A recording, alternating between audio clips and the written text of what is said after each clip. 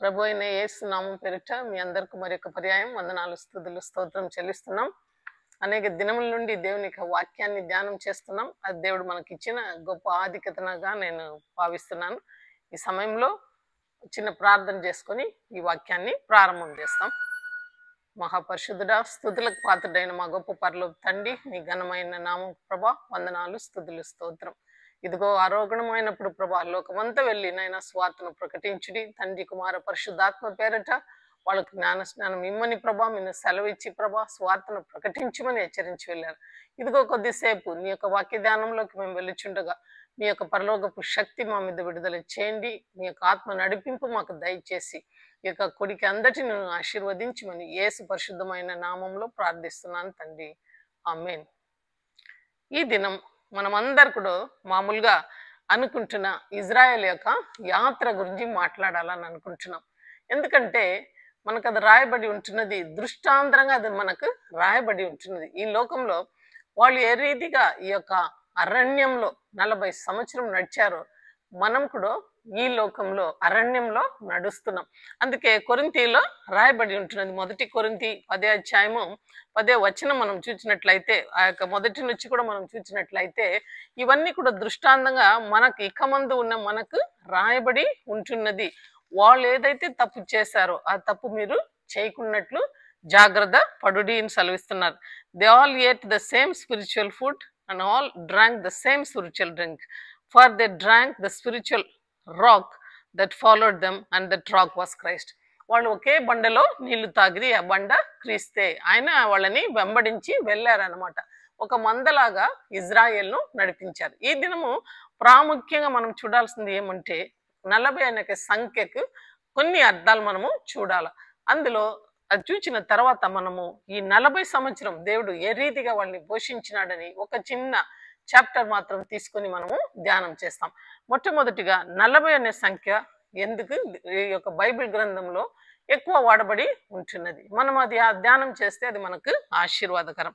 మొట్టమొదటిగా 40 అనేది దేవుడు ఏమంటున్నాడంటే సార్ట్ ఆఫ్ టెస్టింగ్ పీరియడ్. మనం జీవిస్తున్న యొక్క జీవితంలో 40 అనేది టెస్టింగ్ పీరియడ్ గా లాగా ఉంటున్నది. కొన్నిసార్లు మనల్ని డిసిప్లిన్ చేసేదానికి కాక 40 అనే సంఖ్యను దేవుడు పెట్టి ఉంటున్నాడు. కొన్నిసార్లు కొన్ని ఆత్మీక సత్యాల్ని మనకు తెలియపరచుటకు 40 చెప్పబడి ఉంటున్నది. ఇంకా కొన్నిసార్లు మనం మారు మనసు పొందుటకు ఒక 40 అనే ఒక దినము లేకుంటే కొన్ని సంవత్సరాలు ఇవ్వబడి ఉంటుంది. ఇంకా కొన్నిసార్లు 40 కొన్ని నాశనానికి కూడా చూపించి ఉన్నాడు అనమాట. కాబట్టి where all this 40 number 40 has been said, దాన్ని మనం కొంచెము ధ్యానం చేస్తాం. మొట్టమొదటిగా మనం చూస్తే ఆదికాండము 7వ అధ్యాయము 12వ వచనం. అక్కడ ఏం చెప్పబడి ఉంటుందంటే 7:12 మనం చూస్తాము. There it says, and the rain was on the earth 40 days and 40 nights. అక్కడ మొట్టమొదటిగా మనకు తెలుసు 120 సంవత్సరం వాక్య పరిచర్య జరిగినప్పటికీ ప్రజల్లో మార్పుల రాలేదు. కాబట్టి 40 దినములు 40 రాత్రులు, day and night the water was coming to the world అనమాట. ఈ యొక్క భూలోకం మీద యొక్క వర్షం, ఆకాశం అన్ని తలుపులు అన్ని కూడా తెరవబడినాయి. కుండపోతు వర్షం అనమాట. భూమి అగాధం కూడా తెరవబడింది. భూమిలో నుండి కూడా నీళ్లు వచ్చినాయి. అయితే అది ఎంతకాలం వచ్చిందంటే 40 రాత్రులు 40 పగలు అనమాట. అయితే దాంట్లో ఒక ప్రాముఖ్యం నాశనాన్ని దేవుడు అక్కడ చూపించాడు. అయితే అదే సమయంలో ఇదే 40 యోనాలో చెప్పబడి ఉంటున్నది. యోనా గ్రంథం మనం చూసినట్లయితే యోనాకు దేవుని యొక్క వాక్యం వస్తున్నది, నువ్వు వెళ్ళి ఆ నినివే పట్టణానికి చెప్పు, వాళ్ళ యొక్క పాపం ఎక్కువ ఉంటున్నది, వాళ్ళు మారు మనసు పొందుమని చెప్పుమంటే మనకు తెలుసు ఆయన యోనా ఆ యొక్క నినివే పట్టణానికి వెళ్ళకుండా దర్శీసుకు వెళ్ళిపోతున్నాడు. అటు తర్వాత దేవుని చేత హెచ్చరింపబడి ఒక చాప ఆయన మింగివేసిన తర్వాత మరలా అది కక్కి వేసిన వెంటనే ఆయన నినివే పట్టణానికి వస్తున్నాడు. ఆయన నినివేకి ఎంటర్ అయిన వెంటనే ఈ మాటను పలుకుతున్నాడు. చూడండి, and Jonah began to enter the city on the first day of walk. Then he cried out and said, yet 40 days, ఇంకను 40 దినములు, yet 40 days, and the Nineveh shall be overthrown. ఇంకా 40 రోజే ఉంది, ఈ యొక్క నినివే పట్టణం నాశనం అయిపోతుంది, దేవుడు హెచ్చరిస్తున్నాడని అక్కడ ఆయన చెప్పినట్లు చూస్తాం. ఈ 2 స్థలంలో మనం చూసినట్లయితే 40 అనే సంఖ్య అక్కడ నాశనానికి దేవుడు మనకు చూపెడుతున్నారు. అయితే ఇక్కడ నోవకాలంలో మనుషులు మారలేదు, కానీ నినివే పట్టణ వాసులు 40 దినములు మీకు ఇవ్వబడిందంటే వెంటనే వాళ్ళు బూడిదలో కూర్చున్న రాజుతో సహము ఆయన యొక్క మనుషులు అందరు కూడా, జంతువులు అందరు కూడా నీళ్లు కూడా తాగకుండా వాళ్ళు ఉపవాసం ఉండి మారు మనసు పొందినారనమాట. అక్కడ 40 అనేది చెప్పబడింది. ఇంకే మనం చూస్తే మోషే యొక్క జీవితంలో ఈ యొక్క 40 ముమ్మారు చెప్పబడి ఉంటున్నది. మొట్టమొదటిగా యాక్ట్స్ ఆఫ్ అపోసల్స్. మనకు తెలుసు ఐగిప్తులో మోషేను ఆయన తీసుకొని దేవుడు ఆ యొక్క బానిస గృహంలో నుండి ఆ యొక్క ఫరో గృహంలోనే దేవుడు ఆయనను పెంచుతూ వచ్చాడనమాట. He was there in the king's palace for 40 years. ఎక్కడైతే ఎనిమి యొక్క రాణవం ఉంటున్నదో అదే స్థలంలో 40 years ఆయనను పెంచినట్లు వాక్యం సెలవిస్తుంది. అటు తర్వాత ఆయనకు ఆశ పుడుతుంది. ఏమని ఆశ పుడుతుంది? యాక్ట్స్ ఆఫ్ అపోసల్స్ లో మనం చూస్తే 7వ అధ్యాయము 23 వచనం నేను చదువుతాను. అక్కడ ఏం రాయబడిందంటే, but when he was 40 years old, it came to him in his heart to visit his brethren, the children of Israel. ఆయన 40 సంవత్సరం ఆయన తర్వాత ఆయనలో ఒక ఆశ పుడుతున్నది. ఎందుకంటే నేను ఎబ్రీయును, ఇక్కడ నేను ఫరో మధ్యలో జీవిస్తున్నాను. ఆయనకు ఆ రక్తము ఉడుకుతుంది అనమాట. తన యొక్క సొంత ప్రజలను చూడాలా, నా brother, I would like to see my brothers, నా యొక్క సొంత జనాంగాన్ని చూడాలని ఆయన యొక్క రక్తము ఆశపడుతుంది అనమాట. So that is at the age of 40. అటు తర్వాత దేవుడు అదే అపోస్తుల కార్యము 7వ అధ్యాయము 30 వచనంలో ఏం చెప్తున్నాడంటే, అక్కడ మనం చూస్తాం, and when 40 years had passed, an angel of the Lord appeared to him in a flame of fire in a bush in the wilderness of Mount Sinai. అయితే తన యొక్క మామ యొక్క మందలను ఆయన మేపుటకు ఓరేబు ఆ యొక్క కొండ దగ్గర ఆయన వెళ్ళినప్పుడు అక్కడ ఆయనకు దేవుని యొక్క స్వరం వినబడుతుంది. అప్పుడు ఆయన 40 years ఆయన మందలను మేపుతున్నాడు. మొట్టమొదటిగా 40 years he was in the Egypt and he was in the king's palace. Again the second 40 years ఆయన ఎక్కడ ఉంటున్నాడంటే ఆ యొక్క కొండ ప్రాంతంలో ఆయన యొక్క మామ యొక్క మందలను మేపుతున్నాడు. అది కూడా ఒక 40 years తర్బిజీ ఇచ్చాడు అనమాట దేవుడు. ఆయనకు మరి ఎవ్వరు అక్కడ సహాయం లేదు.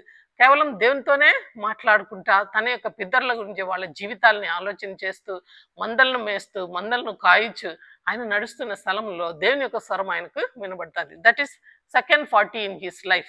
మళ్ళీ అదే అపోస్తుల కార్యం 7వ అధ్యాయము మనము 36వ వచనం మనం చూసినట్లయితే అక్కడ దేవుడు ఏమంటున్నాడంటే, he brought them out after he had shown wonders and signs in the land of Egypt and in the Red Sea and in the wilderness 40 years.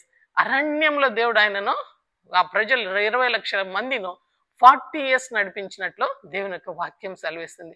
చూడండి, ఏమీ లేదు ఆయన చేతిలో, ఒట్టి కర్రను ఇచ్చి దేవుడు ఒక గొప్ప నాయకుడుగా పరిశుద్ధాత్మ అభిషేకంతో ఎర్ర సముద్రాన్ని 2గా చీల్చి ఆయన అందరినీ కూడా నడిపించినట్లు వాక్యం సెలవిస్తుంది. అయితే 40 years in the Pharaoh's bungalow and 40 years in the wilderness and the last 40 years he walked in the desert అనమాట. అరణ్యంలో ఆ జనాంగము సనుగుడుతూ గొనుగుడుతూ వెళ్ళే జనాంగం, అటువంటి వాళ్ళ మధ్యలో ఒక గొప్ప నాయకునిగా, అంటే మిక్కిలి సాత్వికుడు అని సెలవిస్తున్నారు దేవుని యొక్క వాక్యం. చూడండి ఎంత ఓపిక అవసరం అవుతున్నది మోషేకు. అనేక పర్యాయం వాళ్ళు మోషేకు అహరోనుకు విరోధంగా సనిగిరి గొనిగిరి. అయితే ఆ వయసులో అప్పుడు వాక్యం సెలవిస్తుంది 120 సంవత్సరం ఆ ముసలాయన, మన ముసలాయన అంటున్నాం, అయితే మంచి యవన వయసుగా ఆయన వాళ్ళని నడిపించినట్లు మనము చూస్తాం. కాబట్టి ఆ 40 years చాలా ప్రాముఖ్యమైనది. అటు తర్వాత మరి ఒక్క 40 years దేవుడు చూపిస్తున్నాడు. అది నిర్గమకాండము 24వ అధ్యాయము 18, 24-18 నేను చదువుతాను. So Moses went into the midst of the cloud, and when went up into the mountain, and Moses was on the mountain 40 days and 40 nights. చూడండి, ఆ యొక్క మేఘం గుండా ఆయన లోపలికి దూర్చుకొని పోయినాడు అనమాట. దేవునితో ముఖాముఖిగా మాట్లాడుతున్నాడు. ఎన్ని దినములు మాట్లాడుతున్నాడు? 40 days and 40 nights. అక్కడ ఆయనకు ఆహారం లేదు, భోజనం లేదు, నీళ్లు లేదు. అయితే దేవుని యొక్క సన్నిధిలో ఆయన 40 దినములు రాత్రి పగలు ఆయన అక్కడ ఉన్నట్లు వాక్యం సెలవిస్తుంది. ఎంత గొప్ప ఆధిక్యత చూడండి. వై దిస్ కంప్లీట్లీ రిపీటెడ్లీ ఈ యొక్క 40 దేవుడు హెచ్చరిస్తున్నాడు. ఆయన దేవుని యొక్క లేఖనంలో అది ఒక ప్రాముఖ్యమైన ఒక నంబర్ అన్నమాట. కాబట్టి మన జీవితంలో కూడా ఈ 40 కేవలం ఒక 30 years వరకు మనం చిన్న పిల్లలుగా ఉండి తల్లిదండ్రుల దగ్గర ఉంటాం. అటు తర్వాత వివాహం జరుగుతుంది, పిల్లలను కంటాం. అయితే మన యొక్క యాక్చువల్ పరుగు పందయము ఆ యొక్క 30 దాటి up to 70 we have the 40 number in between. ఆ 40 నంబర్లో మనం ఆ 40 ఇయర్స్ దేవుని కోసం ఏం చేస్తామని ఒకసారి మనము ప్రశ్న వేసుకోవాలని నేనైతే అనుకుంటున్నా. ఎందుకంటే ఆ ప్రాముఖ్యమైన నంబర్ అన్నమాట. అయితే దేవుడు ఆ యొక్క 40 ఇయర్‌లోనే ప్రతి ఒక్కరిని ట్రయల్స్ అండ్ టెంప్టేషన్స్, మన యొక్క డిప్రెషన్స్, యాంగ్జైటీ అన్నీ కూడా చూస్తూ మనల్ని డిసిప్లిన్ చేస్తూ ఆయన ముందుకు నడిపిస్తా వెళ్తున్నాడన్నమాట. మరి యొక్క 40ని మనం చూస్తాం. ఇజ్రాయేలు నడిచిన దినము 40 సంవత్సరం. అది సంఖ్యాకాండము 14 అధ్యాయము ఒకసారి చూస్తాము. సంఖ్యాకాండము 14 అధ్యాయము 34వ వచనం నేను చదువుతాను. సంఖ్యాకాండం 14:34. According to the number of the days in which you spied out the land, 40 days and 40 days you shall bear your guilt 1 year, and number 40 years and you shall know my rejection. అక్కడ ఏమంటున్నాడంటే, నేను నిన్ను వేవుల వాళ్ళ దగ్గర కనాన్కు నేను నిన్ను పంపించినాను. అయితే 40 దినములు మీరు అక్కడ చుట్టూ తిరిగి వచ్చారు. తిరిగి వచ్చి మీరు ఏం మాట చెప్పారంటే, దేవుడు ఎంత గొప్ప కార్యం మన పట్ల చేశారు అన్నది మీరు మర్చిపోయి, అక్కడ ఉండే జనాంగం చాలా రాక్షసులు, వాళ్ళని మనం గెలవలేము అని భయంతో వణుకుతో మీరు అక్కడ మోషేకు యెహోషువకు మాట ఇస్తున్నారు. అయితే దేవునికి కోపం వస్తుంది. కాబట్టి ఏమంటున్నారంటే, ఆ 40 దినములను చుట్టూ తిరిగిన ప్రతి ఒక్క దినంకు ఒక సంవత్సరం చెప్పున 40 సంవత్సరం నేను నిన్ను అరణ్యంలో నడిపిస్తాను, నేను నిన్ను రిజెక్ట్ చేసినాను, త్రోసివేసినానని దేవుడు వాక్యం సెలవిస్తున్నాడు. ఈ యొక్క పాపంను మీరు ఇలాగ పలికిన యొక్క పాపంను నీ బిడ్డల మీద నేను వేస్తానని దేవుడు సెలవిస్తున్నాడు. చూడండి, అక్కడ దేవుని కోపం చేసుకుంటున్నారు ఆ 40 దినాల యొక్క వేవుల వారి యొక్క విషయం. అంతేకాకుండా వేవులు చేసిన ఆ యొక్క దినములు కూడా 40 దినములని మరి యొక్క వాక్యము సెలవిస్తుంది. మళ్ళీ ఎలైజా చూస్తే మొదటి రాజులు 19 అధ్యాయము 8 వచనం కూడా మనం చూస్తాం. ఒకసారి ఎలైజా సంగతి అందరికీ తెలుసు. మొదటి రాజులు 19:8 అక్కడ మనం చూస్తే, so he arose and ate and drank and he went in to the strength of that food 40 days and 40 nights as far as Horeb the mountain of God. అక్కడ చూస్తాము, యెజబెలుకు భయపడి 450 మంది ప్రాఫిట్స్ను ఆయన చంపివేసేస్తాడు ఆ యొక్క ఎలైజా. మళ్ళీ ఏం చేస్తున్నాడంటే, ఒక బద్రి వృక్షం దగ్గర ఆయన కూర్చున్నప్పుడు ఆయన శ్రమపడి ఆలోచన చేస్తున్నాడు, ఏమవుతుందో నా జీవితం అని. అప్పుడు ఆయన నిద్రపోయేటప్పుడు దేవదూతల భోజనం ఆయనకు పెట్టబడుతుంది. దేవదూత వచ్చి ఎలైజాకు ఆయనకు భోజనం పెడతాడు. అటు తర్వాత 40 దినములు రాత్రి పగలు ఆయన పరిగెత్తగలిగినాడు. The food after eating the food he gained strength 40 days and 40 nights. ఓరేబు కొండ వరకు ఆయన పరిగెత్తగలిగినాడు. చూడండి, ఆయనకి ఎంత వయసు అయింటుందో అప్పుడు. ఆయన ముసలి కాలంలో అలాగా రథంతో సహా ఆయన, ఆగాబు రథంతో సహా ఆయన పరిగెత్తినాడని వాక్యం ఇంకొక చోట కూడా చెప్పబడి ఉంటున్నది.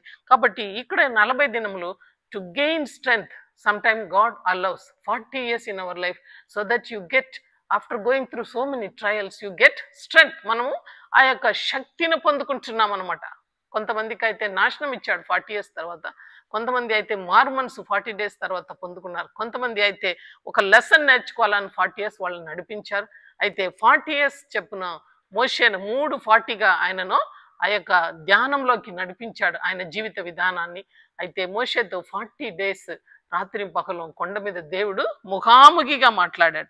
ఇంకా యేసయ్య జీవితంలో మనం చూస్తే మత్తయి సువార్త 2వ అధ్యాయము అదందరికీ తెలుసు. యేస్వామి ఆ యొక్క మినిస్ట్రీకి రాకమునుపు ఆయన అరణ్యములకు ఆయన కొనిపోబడుతున్నాడు.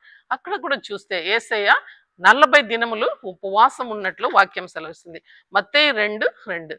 And when he had fasted 40 days and 40 nights afterwards he was hungry. చూడండి, ఇక్కడ కూడా మనం చూస్తే 40 దినములు యేసయ్య ఉపవాసం ఉన్న తర్వాత శోధకుడు అక్కడ దేవుని దగ్గర వస్తున్నాడు ఆయనను శోధించటకు. he was fasting for 40 days and 40 nights. అక్కడ కూడా ఒక ప్రాముఖ్యమైన సత్యాన్ని మనం చూడాలా. మినిస్ట్రీకి ముందు ఎవరైనా కూడా వాక్య పరిచర్యకి, దేవుని యొక్క సేవకు వెళ్ళాలంటే తర్బిజీ అవసరం. So he was preparing the son of God. ఆయనను 40 రాత్రిలు 40 పగలు అక్కడ ఉపవాసం ఉండి దేవుడు మినిస్ట్రీ కోసం పంపుతున్నాడు. అటు తర్వాత ఆత్మపూర్ణుడై ఆయన సేవలకి ముందుకు వచ్చినట్లు వాక్యం సెలవిస్తుంది. ఇంక ఒక్క మాట మాత్రం నేను సెలవిస్తాను. ఆఫ్టర్ రిజరక్షన్, అది కూడా అపోస్తల కార్యము మొట్టమొదటి అధ్యాయంలో మనం చూస్తాం. యాక్ట్స్ ఆఫ్ అపోస్టల్స్ మొట్టమొదటి ఫస్ట్ చాప్టర్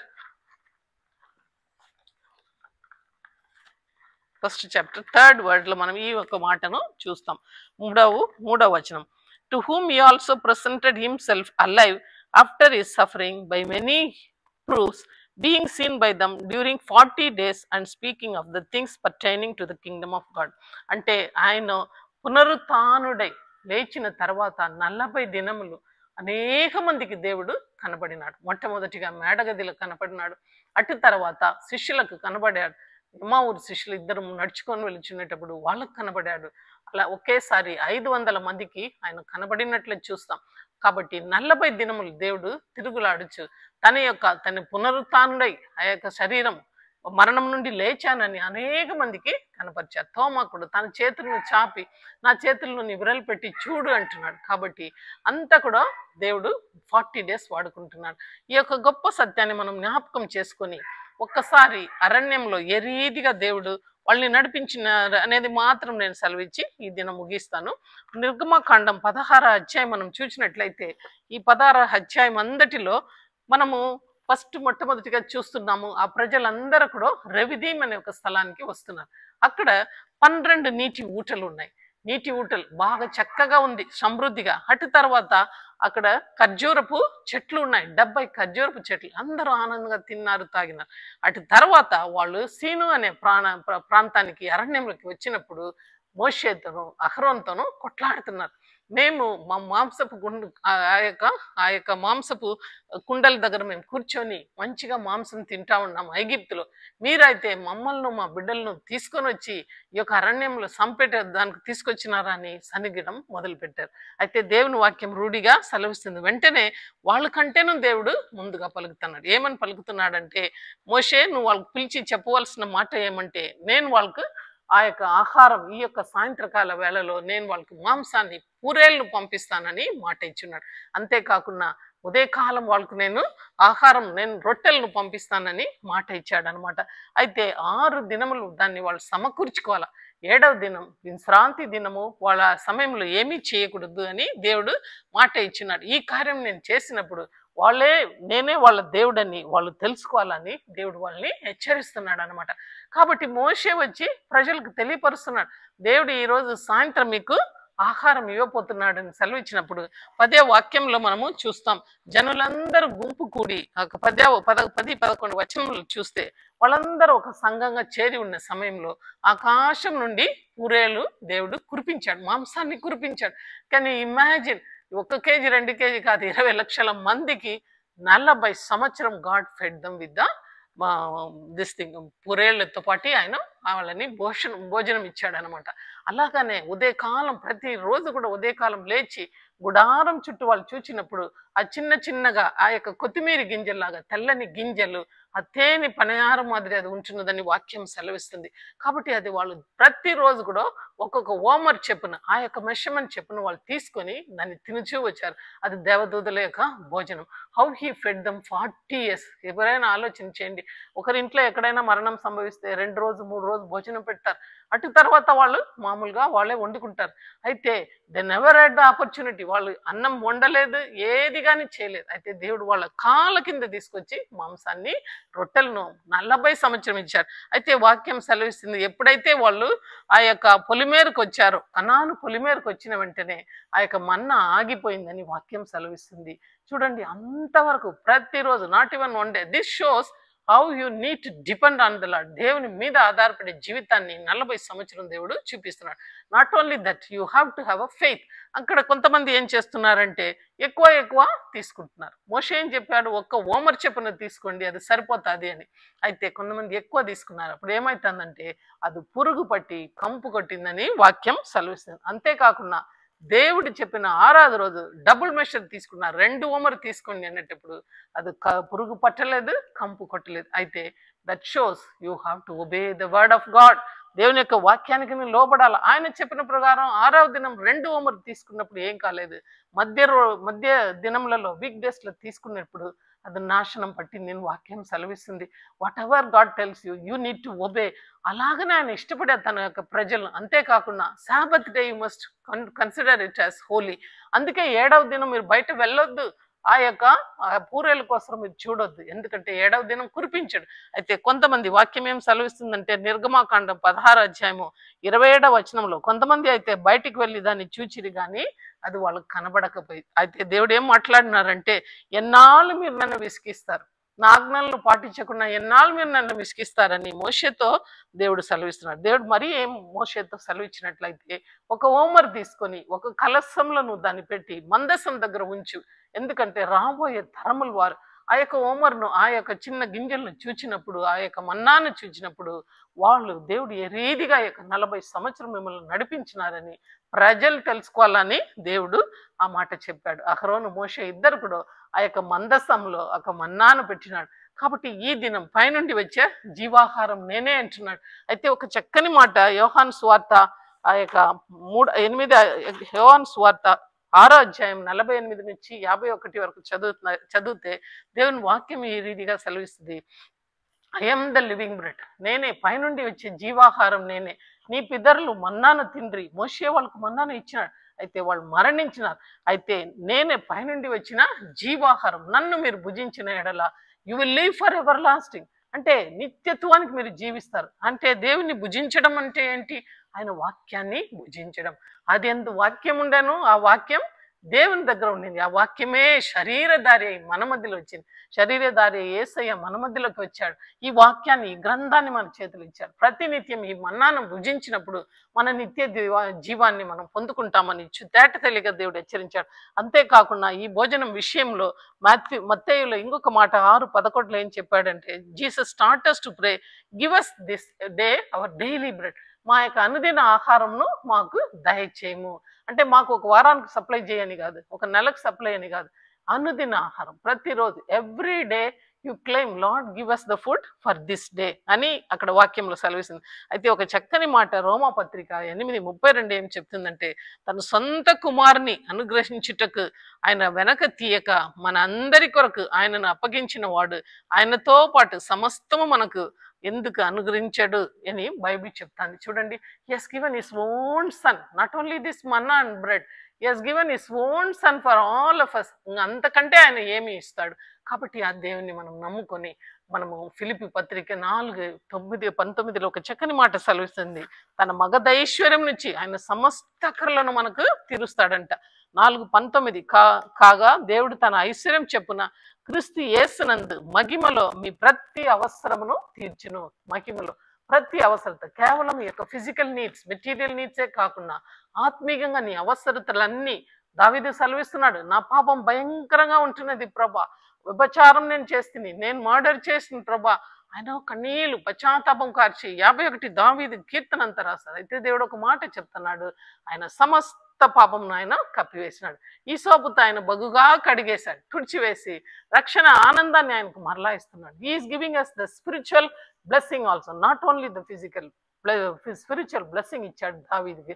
ఆయన వంశావళిలోనే యేసయ్య పుట్టాడని మనకు తెలుసు. అలాగనే పౌలు కూడా సెలవిస్తున్నాడు, జీవించేది నేను క్రీస్తు కొరకై, చావైతే లాభం అని ఆయన సెలవిస్తున్నాడు. ఆయన శక్తితో ఆయన పౌలు పరిగెత్తున్నాడు. నన్ను బలపరచు వాని నిమిత్తం నేను సమస్తము చేయగలుగుతాను రూఢిగా పౌలు కూడా సెలవిస్తున్నాడు. ఎందుకంటే ఆ యొక్క ప్రేమను ఆయన చవి చూచినాడు. ఇవన్నీ ఆత్మీయ బ్లెస్సింగ్స్. ఇంకా మనం ఎఫెసీ 1వ అధ్యాయంలో చూస్తే క్రీస్తులో మనకు ఎన్నో ఆశీర్వాదాన్ని ఆయన ఎఫెసీ గ్రంథంలో చూస్తే ఇచ్చాడు. ఆయనతో పాటు మనం పైన ఆకాశంలో పరలోకంలో కూర్చుంటే మనకు ఎరుగద ఇచ్చాడు. We are the heirs of his Jesus Christ. దేవునితో జతపని వారుగా, వారసులుగా, యేసుక్రీస్తు కలిగిన సమస్తకు మనము కలిగిన బిడ్డలుగా ఈ లోకంలో ఉంటున్నామని వాక్యం సెలవిస్తుంది. కాబట్టి ఈ వాక్యమైన ప్రియ బిడ్డ, ఇక 40 అనేది ఒక ప్రాముఖ్యమైన సంఘటన మన జీవితంలో. కేవలం you served the lord for 40 years, God May call you any time. మనల్ని ఏ సమయంలో దేవుడు పిలవచ్చు.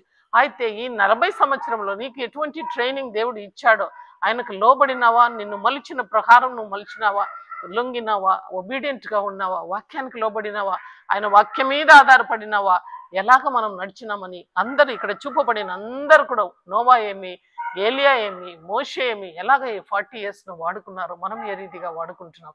ఇజ్రాయెలైట్స్ అయితే తిరుగుబడారు. వాళ్ళు ఒక మాట చెప్తున్నారు 17వ అధ్యాయంలో, దేవుడు ఎక్కడ ఉన్నాడు, ఇజ్రాయెల్ పుత్ర, వాళ్ళు మాట్లాడుకొని ఏమంటున్నారు, దేవుడు మన మధ్యలో ఉంటున్నాడా లేదా అని 17వ అధ్యాయం 7వ వచనం వాళ్ళు మాట్లాడుతున్నారు. 16వ అధ్యాయం అంతా దేవుడు వాళ్ళకి పూరేలు ఇచ్చి, రొట్టెలను ఇచ్చి, వాళ్ళకి నీళ్ళని ఇచ్చి, చెప్పులు మాయకుండా, బట్టలు మాయకుండా వాళ్ళని తీసుకొని నడిపించుకున్న తర్వాత 17వ అధ్యాయంలోనే వాళ్ళు వేర్ ఈస్ గాడ్ అంటున్నారు. What about you? మనం కూడా మన జీవితంలో ఆలోచించేలా ఇంగ్లీష్లో ఒకసారి నేను ఆ యొక్క 17వ అధ్యాయం ఆ మాటను చదివి వినిపిస్తాను. మన జీవితంలో మన కూడా సనుగుడు గొనుగుడితో ఉండి అన్ని ఆశీర్వాదాలు పొందుకొని ఈ రీతిగా మనం దేవుడిని అడుగుచున్నామా? మనల్ని మనము ప్రశ్న వేసుకోవాలి. 17వ అధ్యాయము 16లో అన్ని అనుభవించిన వారు 17లో ఈ మాట అంటున్నాడు. 7వ వచనము, so he call the name of the place Maaza and 6th word, behold I will stand before you there on the rock of the Horeb, and you shall strike the rock, and water will come out of it, and that the people might drink. And Moses did so in the sight of the Lord. అంతకు ముందే వాళ్ళు ఆ యొక్క మాటకు ముందే English Bible ఇలాగ ఉంటుంది. Tamil Bible అయితే ఆ యొక్క 17వ అధ్యాయము 7వ వచనంలో దేవుడు మన మధ్యలో ఉంటున్నాడా లేదా అని వాళ్ళు సనిగిరి గొనిగిరి అటు తర్వాతనే ఈ యొక్క నీళ్లు వాళ్ళకు దేవుడు ఇస్తాడనమాట. వాళ్ళు అంతగా దేవుని సనిగి గొనిగిన తర్వాత దేవుడు ఆ బండను మోషేకి చెప్తున్నాడు, కొట్టుమంటే వాళ్ళకి నీళ్ళు వస్తుంది. వెంటనే దేవుడు నీళ్లు ఇస్తున్నాడు. అలాగా వాళ్ళు తిరుగుబాటుగానే కడపటి వరకు ఉండి 20 లక్షల మంది బయలుదేరి ఒక 2 మాత్రమే కనాన్కు చేరినట్టు వాక్యం సెలవిస్తుంది. కాబట్టి ప్రియ దేవుని బిడ్డ, ఈ వాక్యం విన్న తర్వాత మనం మనల్ని పరీక్ష చేసుకుందాము. మన జీవితంలో ఇటువంటి విధేయత, దేవుని యొక్క స్వరం విని ఆయన మాటను మనం నమ్మి ఫెయిత్ వాక్ మనం తీసుకుంటున్నామా లేదా అని మనల్ని మనము ప్రశ్న చేసుకుందాం. ఇటువంటి ఆశీర్వాదం దేవుడు మన కనులను విప్పాలని దేవుని మనము అడుగుదాం. చిన్న ప్రార్థన చేసి ముగిస్తాను. మహాపరిశుద్ధ జీవంగల నాయన యేసయ్య, అనేక సత్యాలను ప్రభా 40 అనే సంఖ్యను మాకు చూపెట్టావు ప్రభా. ఎంతో మంది జీవితంలో అవునా తండ్రి ప్రభా, నోవహు కాలంలో నాశనం చేశావు. 40 దినములు రాత్రి పగలు వర్షం వచ్చింది. అలాగనే 40 దినం వాక్యపరిచర్య జరిగిన తర్వాత నినివే పట్టణ వాసులు ప్రభా నీ వైపు తిరగగలిగారు. 40 సంవత్సరం అరణ్యంలో నడిచినప్పటికీ ప్రభా నీ బిడ్డలు ప్రభా ఇజ్రాయేలు తిరుగుబాటు చేశారు. అయా మోషేకు ఏలియాకు 40 దినములని ప్రాముఖ్యం ఇచ్చి ప్రభా వాళ్ళని తర్బీదు చేసావు. వాళ్ళు నీకు లోబడారు. మా జీవితంలో ప్రభా ఎన్నో 40 సంవత్సరాలు గడిచిపోతున్నాయి ప్రభా. అయితే నువ్వు ఇచ్చే ఒక తర్బిదిని మేము పొందుకొని అయా జీవ కిరీటాన్ని పొందులాగా మేము పరిగెచ్చుచున్నామా లేదా? నీ మీద విశ్వాసం పెట్టి ఈ యొక్క స్పిరిట్ వాక్లో ప్రభా మేము నడుస్తున్నామా లేదా అని ప్రశ్న వేయటకు నైనా ఈ సమయాన్ని మీరు ఇచ్చినందుకు నీకు వందనాలు, స్తుతులు, స్తోత్రం. అయా అరణ్యంలో మా పితరులు హృదయం కాఠినం చేశారు. ఆ రీతిగా మేము చేయకుండా సనగుడు గొనుగుడు లేకుండా ప్రభా నిన్ను వెంబడించి జీవాహారమైన నిన్ను భుజించి ఈ యొక్క పరలోక యాత్రలో ప్రభా పరమ కనాను చేరువంత వరకు మా యొక్క నేత్రం నీ వైపు చూచుకోండి ముందు పరిగెత్తేదానికి సహాయం చేయమని యేసయ్య పరిశుద్ధమైన నామంలో ప్రార్థిస్తున్నాను తండ్రి. ఆమేన్.